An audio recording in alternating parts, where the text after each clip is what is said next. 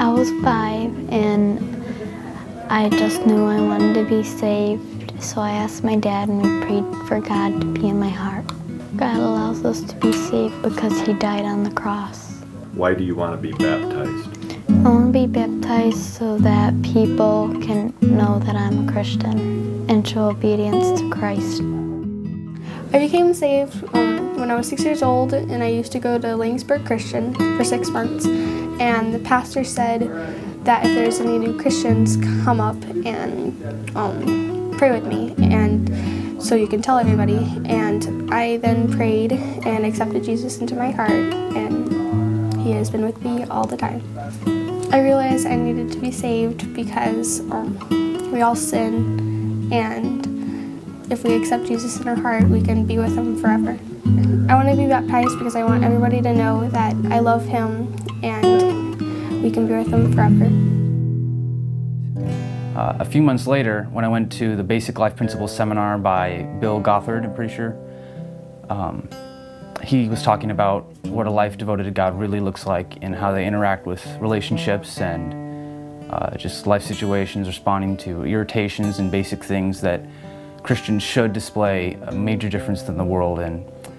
And that had a major impact on me as well. And during that week, I accepted Jesus Christ as my Lord and Savior for the first time. I've realized over the years that I was never actually Christian before this time in my life. I mean, I had gone to church and I had lived in a Christian family, I had gotten baptized, and I had prayed at the dinner table, that kind of thing, but I never really longed for God. I never really wanted to go to church. I never really pursued anything that would direct me towards His presence, and I didn't want it. I didn't want anything to do with God, and I told myself that I was fine because I lived in a Christian family. But I knew deep down, even though I would never come out and admit it or try to change, that I was not living the way that God wanted me to. But after I went to the Basic Life Principles seminar, God really did open my eyes, and ever since then I've been growing my relationship with Him mostly through books and resources that God has continued to allow into my life, and it's been amazing. And I continue to seek a set-apart life for Him every day and continue to grow in Him. I have mistakes all the time, and I'm still learning. I am a new Christian since I just started this thing 2 years ago, but it's all by His grace. And I would challenge anybody who's young and who's living in the Christian lifestyle and just being in a Christian family and going through church and Bible studies and that kind of thing. I would challenge you to honestly take a look at your life and see whether your desires, actions, and priorities really speak to the existence of a real and powerful God. And I would challenge them to live a life that truly reflects and honors Him. I want to be baptized to let others know that about 2 years ago, God saved me and I accepted Him as my personal Lord and Savior, and that I am now a true follower of Jesus Christ. As I'm looking back on things, God probably started working in my life probably 7 years ago, back in 2006. It was November. And my mother, she had just been saved, and she started going to Orthodox Christian church. Don't really agree with it, but I mean, she was trying to shove it down my throat every day. And she had got me a prayer book. It was Thanksgiving morning. My brother and my dad were up north hunting, and me and my mom were spending Thanksgiving with each other. And she handed me this prayer book and started pushing it on me. And I grabbed a lighter out of my pocket, lit it on fire, and dropped it on the kitchen floor and walked out. And I came back for dinner, and after dinner I left, and she had begged me not to leave. I was going out partying, and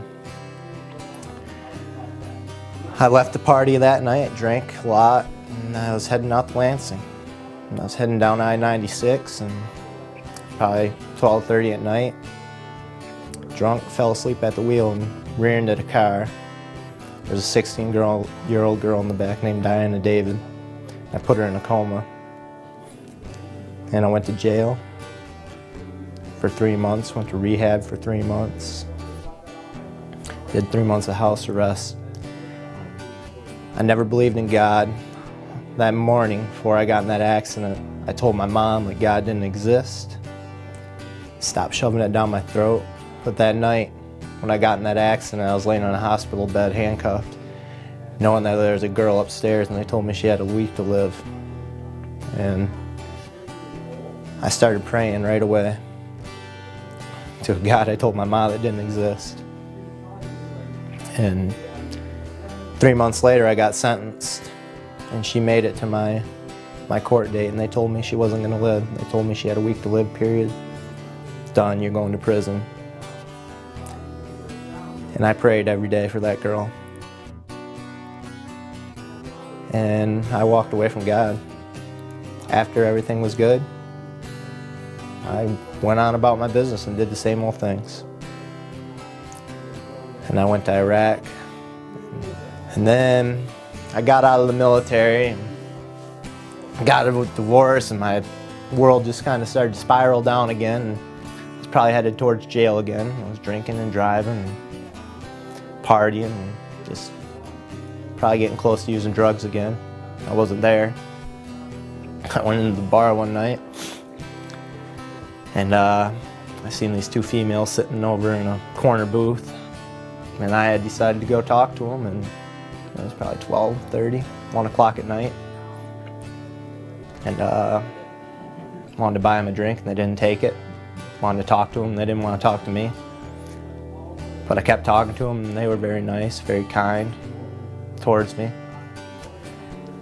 And about the time I got the picture they didn't want to talk to me, both of them invited me to church. One to New Hope in Hazlet and one to Graham Church in Lanesburg.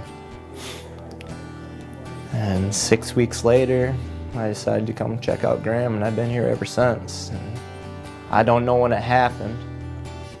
I couldn't tell you the day I became a Christian. I couldn't tell you the day I accepted Jesus Christ as my Lord and Savior. It was something that happened over time. It was change that happened over time. But it happened, and it's definitely a reality to me who Jesus Christ is and what He did for me. It's a reality that God gave His Son up for me. And I've had emotions and feelings in the last few months towards that, last year, that could never happen. I mean, I don't know where God makes His choices on who's going to come to the Lord, and whether it's my choice or His choice, because I have definitely not been a model citizen. But I do know who God is, I do know who His Son is, and I know Jesus Christ is my Lord and Savior, and that's why I want to be baptized, because I want everybody to know that I know that, and I want to be held accountable. I don't want to be just sitting in the back row and then messing up on the weekends or messing up during the week. And I just want everyone to know.